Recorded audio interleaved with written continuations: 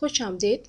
हम इस video clip में मैट्रिक क्लास की मैथमेटिक्स के चैप्टर 4 जो इंफॉर्मेशन हैंडलिंग या मालूमातदारी के बारे में है उसके कॉन्सेप्ट फ्रीक्वेंसी और फ्रीक्वेंसी डिस्ट्रीब्यूशन को डिस्कस करेंगे। हमने इससे पहले वाली वीडियो क्लिप में समझा कि फ्रीक्वेंसी या तादाद किसी भी डेटा सेट की या किसी भी वेरिएबल की या डेटा पॉइंट्स की क्या होती है और फ्रीक्वेंसी डिस्ट्रीब्यूशन किस तरह से की जाती है। और हमने इससे पहले वाली वीडियो क्लिप में फ्रीक्वेंसी डिस्ट्रीब्यूशन का जो एक तरीका है टेली मेथड उसको समझा, उसके बारे में पढ़ा। आज के लेसन प्लान में हम दोबारा से कॉन्सेप्ट जो है वो फ्रीक्वेंसी का दोहराएंगे और फ्रीक्वेंसी डिस्ट्रीब्यूशन की डेफिनेशन हम कि फ्रीक्वेंसी डिस्ट्रीब्यूशन किसे कहते हैं और उसका दूसरा तरीका जो लिस्टिंग मेथड या डायरेक्ट मेथड है उसको समझेंगे। फ्रीक्वेंसी जो है, अगर हमने किसी भी अमल के बारे में, किसी भी चीज़ के बारे में हमने जब डेटा पॉइंट्स या मवाद कलेक्ट किया तो हम ये देखते हैं कि एक पर्टिकुलर डेटा पॉइंट, एक ख़ास डेटा पॉइंट या एक ख़ास खुसूसियत रखने वाले डेटा पॉइंट्स जो हैं वो कितनी दफ़ा उस डेटा सेट के अंदर आए हैं। उस डेटा पॉइंट जितनी दफ़ा वो आए हैं उस डेटा पॉइंट की या उस पर्टिकुलर ग्रुप की जो है वो बार बार आना जो है वो उसकी फ्रीक्वेंसी कहलाती है। मिसाल के तौर पे अगर हम ये एक कमरे में बैठे हुए लोगों की उम्र के बारे में डेटा कलेक्ट करें तो समझें कि 5 लोग ऐसे हैं जिनकी उम्र 20 साल है, 6 लोग ऐसे हैं जिनकी उम्र 25 साल है। तो 20 साल की जो उम्र है उसकी फ्रीक्वेंसी 5 है और या उसकी तादाद 5 है। और 6 जो है 26 साल की उम्र की जो फ्रीक्वेंसी जो है वो 6 है। तो फ्रीक्वेंसी डिस्ट्रीब्यूशन किसे कहते हैं? फ्रीक्वेंसी डिस्ट्रीब्यूशन ये होती है कि हम इस तरह से जो हमने डेटा कलेक्ट किया है उसको हम इस तरह से अरेंज करें, मवाद को इस तरह से हम तरतीब दें ताकि हमें इस तरह से तरतीब दें कि हमें उस मवाद या उस डेटा पॉइंट की फ्रीक्वेंसी या तादाद के बारे में पता चल जाए हर ग्रुप में, या अगर हमने ग्रुप नहीं बनाए तो हर इंडिविजुअल वैल्यू की तादाद उस डेटा सेट के अंदर कितनी है ये पता चल जाए तो वो उसकी फ्रीक्वेंसी डिस्ट्रीब्यूशन कहलाएगी। यानी हमने डेटा को इस तरह से डिस्ट्रीब्यूट किया, उस तरीके से हमने, चाहे हमने एक टेबल के फॉर्मेट में या हमने एक ग्राफ की सूरत में उस डेटा को इस तरह से डिस्ट्रीब्यूट किया कि हर वेरिएबल उस डेटा सेट के अंदर कितनी दफ़ा आ रहा है, उस डिस्ट्रीब्यूशन को, उस तरीके को, उस तरह से डेटा को देखने को हम फ्रीक्वेंसी डिस्ट्रीब्यूशन कहते हैं। और इसके लिए हम दोबारा वही मिसाल समझेंगे जो हमने पहले किसी वीडियो क्लिप में आपकी किताब में से ही मिसाल उठाई थी कि अगर एक क्लास है जिसमें 15 बच्चे हैं, उन 15 बच्चों ने मैथमेटिक्स का टेस्ट लिया और उस 100 में से उन 15 बच्चों के मुख्तलिफ मार्क्स आए। तो हम ये देखेंगे कि ये जो मुख्तलिफ मार्क्स आए हैं तो हर मार्क्स की, या हमने इन मार्क्स के अगर ग्रुप्स बना लिए हैं तो हर ग्रुप की फ्रीक्वेंसी क्या है। तो हम इस टेबल में देखते हैं कि ये मार्क्स जो हैं इसको हमने मुख्तलिफ ग्रुप्स में डिवाइड किया है। यानी 60 से एक ग्रुप 60 से 62 है, दूसरा ग्रुप 60 से 63 से 65 है, चौथा ग्रुप जो है वो है 66 से 68 या 67 से 68, तीसरा ग्रुप, और चौथा ग्रुप जो है वो 69 से 71 है और पांचवा ग्रुप जो है वो 72 से 74 है।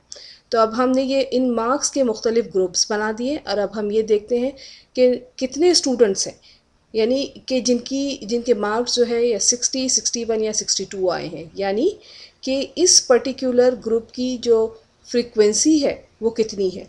तो हम यहाँ इस पूरे डेटा सेट्स में हम देख रहे हैं कि 2 स्टूडेंट्स ऐसे हैं जिनके मार्क्स या 60 आए हैं या 61 आए हैं या 62 आए हैं, यानी इस ग्रुप की फ्रीक्वेंसी जो है वो 2 है। इस तरह से हम ये देखते हैं कि 66 से 68 यानी 5 स्टूडेंट्स ऐसे हैं जिनके या 66, 67 या 68 मार्क्स आए हैं।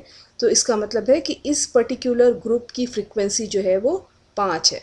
तो इस तरह से डेटा को अरेंज करना कि हमें पता चल सके कि एक पर्टिकुलर जमात या एक पर्टिकुलर ग्रुप या पर्टिकुलर डेटा पॉइंट्स जो है वो एक डेटा सेट के अंदर जो हमने पूरा डेटा कलेक्ट किया उसके अंदर कितनी दफ़ा आए हैं, इसको फ्रीक्वेंसी डिस्ट्रीब्यूशन कहा जाता है। और उनका बार बार आना जो है वो उनकी फ्रीक्वेंसी कहलाती है। ये जो 2 जो है ये इस ग्रुप की 60 से 62 की फ्रीक्वेंसी है, 5 जो है वो 66 से 68 या इस पर्टिकुलर ग्रुप की फ्रीक्वेंसी है। हमने अपने पहले वाला जो इससे लेक्चर है उसमें एक तरीका पढ़ा था कि हम फ्रीक्वेंसी डिस्ट्रीब्यूशन किस तरह से मालूम करते हैं। वो एक तरीका जो था वो टैली मेथड था। इस लेक्चर के अंदर या इस वीडियो क्लिप के अंदर हम दूसरा मेथड समझेंगे जो कि डायरेक्ट मेथड कहलाता है। डायरेक्ट मेथड ये है कि इस मेथड में हम हर ग्रुप की जो एक्चुअल वैल्यूज़ हम या जो असल वैल्यू है वो हम लिखेंगे कि एक हमने डेटा कलेक्ट किया, फिर हमने उस डेटा से मुख्तलिफ़ ग्रुप्स बनाए।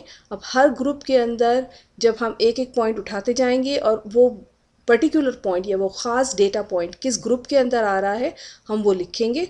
जब हमारा ये पूरा टेबल कंप्लीट हो जाएगा या पूरी सारी एंट्रीज़ मुकम्मल हो जाएंगी तो हमें पता चलेगा कि हर ग्रुप की फ्रीक्वेंसी कितनी है। मिसाल के तौर पे हम ये ये एग्ज़ाम्पल जो आपकी किताब में दी हुई है जिसमें ये बताया गया है कि एक क्लास में एक प्रिंसिपल साहब जो है वो एक क्लास में जाते हैं 18 दिन तक। ये देखें इस मिसाल के अंदर 18 पॉइंट्स हैं, यानी 18 दिन तक वो इस एक क्लास में जाते हैं और नोट करते हैं कि हर दिन उस क्लास में कितने बच्चे एब्सेंट हैं। तो वो ये देखते हैं कि पहले ये गैर हाजिर हैं, पहले दिन जो है वो 4 बच्चे गैर हाजिर हैं, दूसरे दिन 3 बच्चे गैर हाजिर हैं, तीसरे दिन वो गए तो 0 बच्चा गैर हाजिर था। इस तरह मुख्तलिफ़ दिनों वो जाते रहे और उन 18वें दिन जो है वो 12 बच्चे गैर हाजिर थे। तो उन्होंने 18 दिन तक उस जमात के अंदर उस क्लास के अंदर गैर हाजिर बच्चों की तादाद को नोट किया। तो ये हमारा पूरा डेटा सेट है। फिर हमने इस डेटा सेट से मुख्तलिफ़ ग्रुप्स बनाए, यानी 0 से 3, 4 से 7, 8 से 11, 12 से 15। यानी 0 से 3 वो कितने दिन थे जिस दिन 0 से या 0 बच्चा एब्सेंट था या 1 बच्चा एब्सेंट था या 2 बच्चे एब्सेंट था या 3 बच्चे एब्सेंट थे। या कितने दिन थे जिसमें जो है वो 8 से 11 तक के बच्चे एब्सेंट थे, या कितने दिन थे जिसमें 4 से 7 बच्चे एब्सेंट थे। तो ये हमारे पास एक डेटा सेट है और अब हम इन एंट्रीज़ को जो एंट्री जिस पर्टिकुलर ग्रुप में फॉल होती है, जिस पर्टिकुलर ग्रुप से ताल्लुक़ रखती है, ख़ास जमात से ताल्लुक़ रखती है, हम वहाँ उसकी एंट्री करेंगे। तो इस डेटा सेट में हम देखते हैं कि पहली वैल्यू 4 है, ग्रुप 4 से 7 हमारा ये वाला है तो हमने यहाँ पे ये वैल्यू लिख दी। फिर हम देखते हैं कि हमारे डेटा सेट में दूसरी वैल्यू 3 है तो हमने 0 से 3 के ग्रुप में वो वैल्यू एंटर कर दी। फिर हमने देखा कि ये तीसरी वैल्यू जो है वो 0 है तो हमने ये 0 जिस ग्रुप से ताल्लुक़ रखता था हमने वहाँ पे वो एंटर कर दिया। फिर हमने देखा कि चौथी वैल्यू जो है वो 1 है या 1 है तो 0 से 3 के ग्रुप में जो है ये वैल्यू आती है तो हमने यहाँ पे इसको एंटर कर दिया। फिर हमारे डेटा सेट में दूसरी वैल्यू 2 है, अगेन ये 2 जो है ये 0 से 3 तक की जमात के अंदर ये ग्रुप में आता है तो हमने यहाँ लिख दिया। फिर हमने देखा कि जो है वो इसके बाद जो वैल्यू है वो 5 है और 5 जो है वो 4 से 7 तक के ग्रुप में आता है तो हमने इसको यहाँ लिख दिया। इस तरह से हम एक एक करके जो है वो हर वैल्यू जिस ग्रुप में आती है उसमें लिखते जाएंगे। मिसाल के तौर पे ये 10 है, अब 10 जो है ये 8 से 11 तक के ग्रुप में आता है तो हमने यहाँ लिख दिया। 15 है, ये 12 से 15 तक के ग्रुप में आता है तो हमने इसे यहाँ लिख दिया। इस तरह करते करते हम हर वैल्यू को लेंगे और उस पर्टिकुलर ग्रुप के अंदर एंटर करते जाएंगे। जब हम यहाँ पे पहुँचे तो हमने ये देखा कि ये वैल्यू 3 है।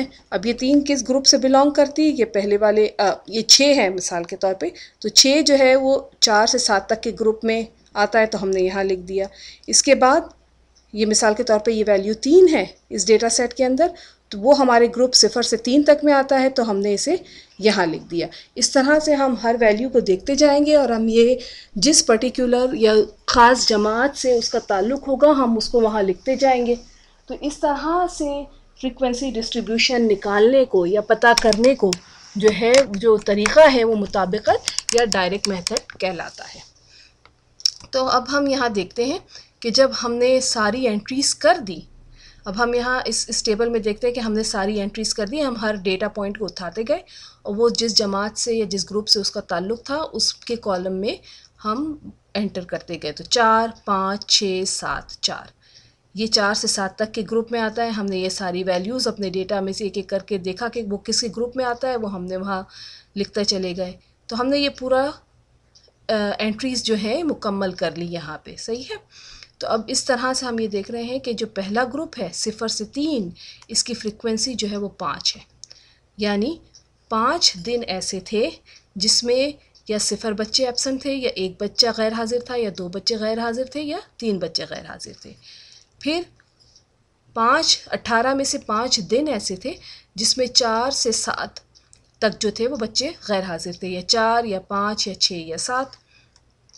फिर 3 दिन ऐसे थे जिसमें 8 से 11 तक बच्चे गैर हाजिर थे, या 8 बच्चे गैर हाजिर थे, या 10 बच्चे गैर हाजिर थे, या 11 बच्चे गैर हाजिर थे।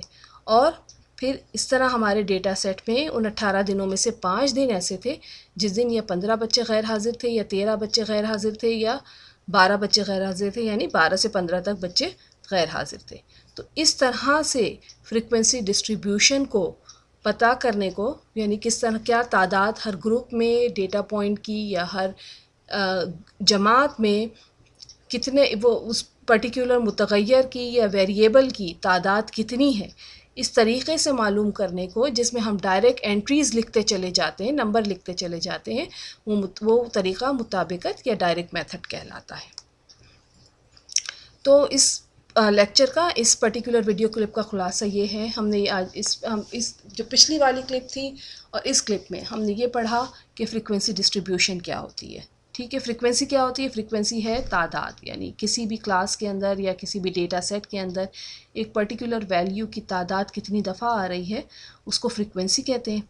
फ्रीक्वेंसी डिस्ट्रीब्यूशन को मालूम करने के लिए हम सबसे पहले, अगर हमें ग्रुप्स में डेटा लिखना है, तो हम ये देखते हैं कि नंबर ऑफ़ क्लासेस हम कितनी, या नंबर ऑफ़ क्लासेस या जमात या ग्रुप्स हम कितने बना सकते हैं उस डेटा पॉइंट, उस पूरे डेटा सेट के अंदर। ये हम पिछली वीडियो क्लिप में पढ़ चुके हैं, इसे मैं दोबारा यहाँ पे दोहरा रही हूँ।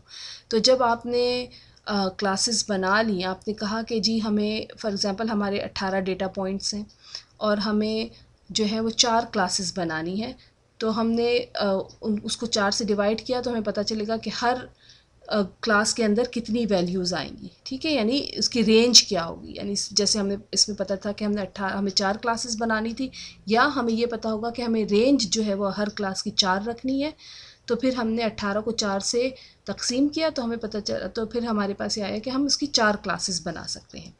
जब हमने ये तय कर लिया कि हमें इस डेटा पॉइंट्स को, इस पूरे डेटा सेट को 4 क्लासेस के अंदर या 4 ग्रुप्स के अंदर या 4 जमात के अंदर तकसीम करना है, तो फिर हमने लोअर नीची वाली वैल्यू और हायर यानी सबसे उस क्लास की ऊंची वाली वैल्यू या सबसे बड़ी वैल्यू हमने मालूम की, और इस तरह से हमने हर क्लास के अंदर डेटा पॉइंट्स को, या जो हमारे पास मवाद आया है, एक एक करके डिस्ट्रीब्यूट करना शुरू किया, तकसीम करना, रखना शुरू किया कि हर क्लास के अंदर कौन सा डेटा पॉइंट किस ख़ास जमात से ताल्लुक़ रखता है।